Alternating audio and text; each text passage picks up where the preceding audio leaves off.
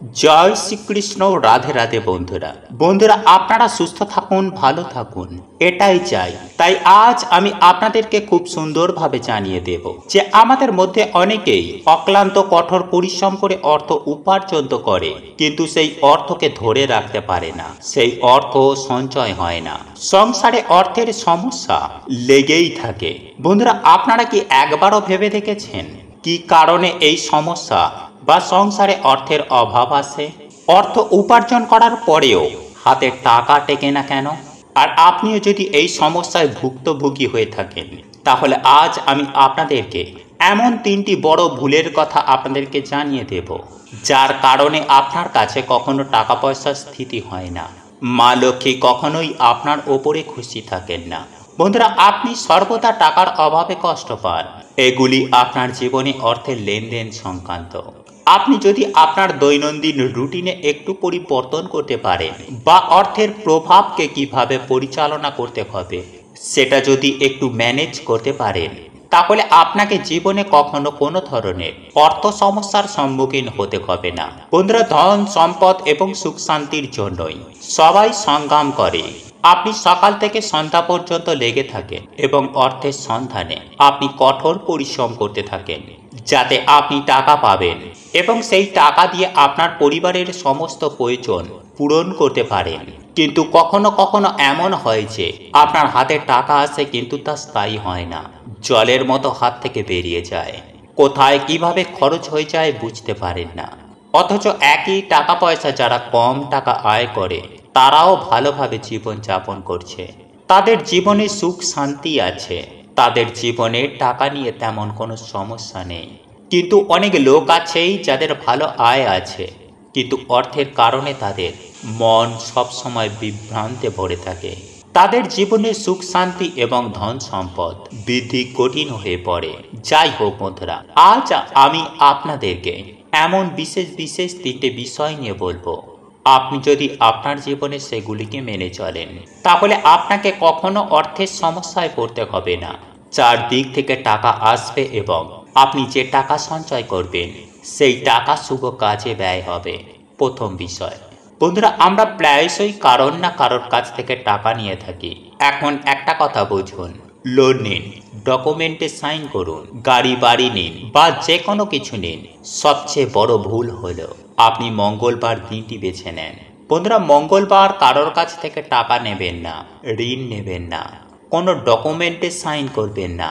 একদিন আগে পিছে করে এমনভাবে ম্যানেজ করুন যেন মঙ্গলবার কোনো ডকুমেন্টে সাইন করা বা ঋণ নেওয়া আপনার জীবনে কোনো ধরনের সমস্যা না নিয়ে আসে। অর্থাৎ যদি আপনাকে কারোর কাছ থেকে টাকা নিতে হয়, তবে মঙ্গলবার নেবেন না। ভুল করেও, হ্যাঁ বন্ধুরা, আপনারা একেবারে ঠিকই শুনছেন, ভুল করেও মঙ্গলবার ঋণ নেবেন না। অন্যথায় সারা জীবন আপনি ঋণগ্রস্ত হয়ে থেকে যাবেন। একটি ঋণ পরিশোধ করতে না করতেই আপনাকে আবারও ঋণ নিতে হবে। কিছু না কিছু কারণে আপনাকে সারা জীবন অর্থ সমস্যায় পড়ে থাকতে হবে। তাই ভুল করেও মঙ্গলবার লোন বা ধার নেবেন না। এটা ছিল প্রথম নিয়ম।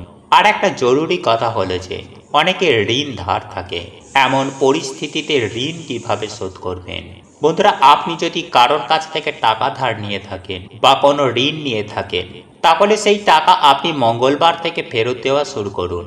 আপনার কাছে কম টাকা থাকুক না কেন, সে 100, 200, 500, 5,000, 10,000 হোক, মঙ্গলবার থেকে ফেরত দিন। মাসে একবার হোক বা 2 মাসে একবার। মনে রাখবেন যে মঙ্গলবার থেকে ফেরত দেওয়া ঋণ খুব সহজেই শোধ হয়ে যায়। আর যদি মনে করেন কোনো দিন আপনাকে ঋণ নিতে হবে, এই পরিস্থিতিতে 2 দিনকে সবচেয়ে ভালো মনে করা হয়, তা হলো বুধবার এবং শুক্রবার। এই দিন দুটিতে আপনি ঋণ নিতে পারেন। আরও একটা জরুরি কথা বলে রাখি বন্ধুরা, আমরা শুক্রবার অন্যকে টাকা দিয়ে থাকি, কিন্তু শুক্রবার ভুল করেও কাউকে টাকা দেবেন না। অনেক সময় কি হয়, কেউ টাকা চাইলো আর আমরা পকেটে যা আছে বের করে তাকে দিয়ে দিই। এছাড়াও কখনো কখনো আমাদের কাউকে টাকা দিতেও হয়। এমন পরিস্থিতিতে শুক্রবার দিনটি এড়িয়ে যেতে হবে। শুক্রবার দিন আপনি টাকা নিতে পারেন, কিন্তু কাউকে টাকা দেবেন না। টাকা নেওয়ার জন্য শুক্রবার দিনটি দুর্দান্ত। শুক্রবার ঋণ নিন, বা কোনো ডকুমেন্টে সাইন করুন, সেটা আপনার জন্য সবচেয়ে ভালো হবে। বন্ধুরা, এছাড়াও বুধবারও টাকা নেওয়ার জন্য খুব ভালো দিন। এছাড়াও আমরা প্রায়শই যে ভুলটি করি তা হলো, এখন বাইরে আছি, আপনি সন্ধ্যায় চলে আসুন টাকা নিতে, বা যে কারণেই হোক এখন নয়, আপনি সন্ধ্যায় চলে আসুন, কথা বলবো। বন্ধুরা, ভুল করেও রাতে কাউকে টাকা দেবেন না। আপনি পরের দিন সকালে তার সাথে দেখা করুন বা তাকে আসতে বলুন, কিন্তু রাতে টাকা দেওয়া এড়াতে হবে। যে ব্যক্তি সন্ধ্যায় পকেট থেকে বা ঘর থেকে টাকা বের করে অন্যকে দেয়, তার কখনো অর্থ বৃদ্ধি হয় না। সন্ধ্যা এমন একটি সময় যখন আপনি পূজা পাঠ করেন, মা লক্ষ্মীকে আমন্ত্রণ জানান, যার ফলে আপনার বাড়িতে শুভ শক্তি আসে, আর আপনি সেই মা লক্ষ্মীর স্বরূপ টাকা পয়সা অন্যকে দিচ্ছেন। যত দরকারি হোক না কেন, সন্ধ্যায় কাউকে টাকা দেবেন না। বন্ধুরা, সন্ধ্যা হোক বা রাতে বড়রা কি করতেন না, এখন নয়, সকালে কথা হবে বা সকালে টাকা দেব। কেন এমনটা করতেন? তার প্রথম কারণ, আপনি যদি রাতে কোনো বড় অসুবিধা বা সমস্যায় পড়েন, তবে আপনার কাছে টাকা থাকা উচিত। এছাড়াও আরও একটি কারণ, সন্ধ্যায় আমরা আমাদের বাড়ির লোককে অন্যকে দেব না, এই কথাটা মাথায় রাখুন। আবার অন্যদিকে বাড়ির মা বোনেরা সন্ধ্যার সময় বাইরে গিয়ে খাবার খায়। সন্ধ্যার সময় এমন একটি সময় যখন আপনি বাড়িতে যা কিছু করছেন, পূজা, ধ্যান, ভোজন ইত্যাদি, সন্ধ্যায় আপনার ঘরে বসেই করুন। কারণ বন্ধুরা, জ্যোতিষশাস্ত্র অনুসারে আমরা যদি খাবারের কথা বলি, তাহলে আপনার রান্নাঘরের খাবারই মঙ্গল, অর্থাৎ এটি ইতিবাচক। বাইরের খাবার, ধাবা, হোটেল বা রেস্তোরাঁ যাই হোক না কেন, এই সমস্ত খাবার অমঙ্গল, অর্থাৎ নেতিবাচক শ্রেণীতে আসে। প্রায়ই বলা হয় বাইরের খাবার খাবেন না, এই সব করবেন না। কেন বলা হয় জানেন? আপনার কোনো রোগ বা সংক্রমণ হতে পারে, সেই সংক্রমণ আপনার রক্তে অর্থাৎ মঙ্গলে মিশে গিয়ে আপনার জীবনে বিপর্যয় ঘটাতে পারে। আজকাল যুগ উন্নত হচ্ছে, সারাদিন খাটাখাটুনির পর চলো বাইরে খেতে যাই, একটু ঘুরে ফিরে আসি। যেতে পারেন, কোনো অসুবিধা নেই, কিন্তু সন্ধ্যায় বেড়াতে যাবেন না, অর্থাৎ সন্ধ্যায় পুজোর সময়টা এড়িয়ে যান। আবার এমনটা নয় যে আপনি কোনো মতেই পুজো পাঠ করলেন, প্রদীপ জ্বালালেন আর জিনিসপত্র গুছিয়ে চলে গেলেন বাইরে বেড়াতে, এমনটাও করবেন না। বন্ধুরা, আরও একটি গুরুত্বপূর্ণ বিষয় হলো, আপনার বাড়িতে যত টাকাই পড়ে থাকুক না কেন, আপনার ঘরের আলমারিতে অবশ্যই একটি নোটের বান্ডিল থাকতে হবে। আপনি সেটি খরচ করবেন না, 10 টাকার হোক বা 50 টাকার হোক, সুরক্ষিতভাবে একটি বান্ডিল আপনার আলমারিতে সব সময় থাকা উচিত। আর যে টাকা আপনার হাতে আসে, আপনি তা আপনার স্ত্রীকে দেবেন, আলমারিতে তুলে রাখো। আপনি ভুল করেও সেই আলমারিতে দেখবেন না। যে আলমারিতে বা যেখানে টাকা রাখা হচ্ছে, সেখানে আপনি তাকাবেন না। আপনার স্ত্রী যদি রাখেন, তবে প্রয়োজন পড়লে তাকে বলুন আপনাকে টাকা বের করে দেবে। আপনি ভুল করেও টাকা বের করবেন না, কারণ টাকা না তো দেখার প্রয়োজন আছে, না তো কাউকে টাকা দেখানোর।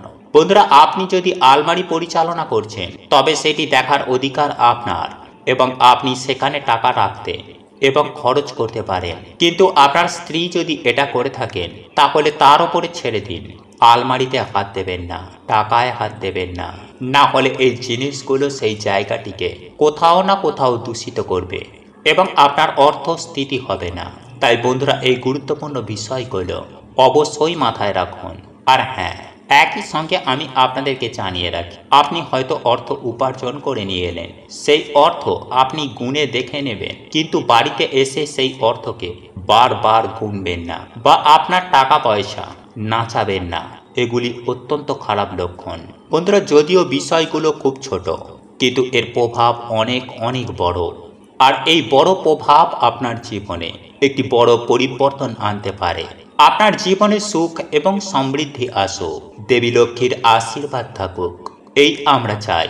এই সময়ে যদি আপনার জীবন আর্থিকভাবে বিশৃঙ্খল হয়ে উঠেছে এবং আপনি যদি আর্থিকভাবে দুর্বল হয়ে পড়েছেন, তবে সময় এসেছে এটি নিয়ন্ত্রণ করার এবং যত্ন নেওয়ার। আপনি যদি এই বিষয়গুলো মেনে চলেন, তাহলে আপনার সমস্ত সমস্যা দূরে থাকবে এবং আপনিও আপনার জীবন সুখে কাটাতে পারবেন। তো বন্ধুরা, এই ছিল আজকের ভিডিও। আজকের এই তথ্যগুলি আপনাদের কেমন লেগেছে তা কমেন্টে অবশ্যই জানাবেন। আজকের মতো ভিডিওটি এখানেই শেষ করলাম। নমস্কার, ধন্যবাদ। ঈশ্বর আপনাদের সকলের মঙ্গল করুক। আপনারা সকলেই সুস্থ থাকবেন, ভালো থাকবেন।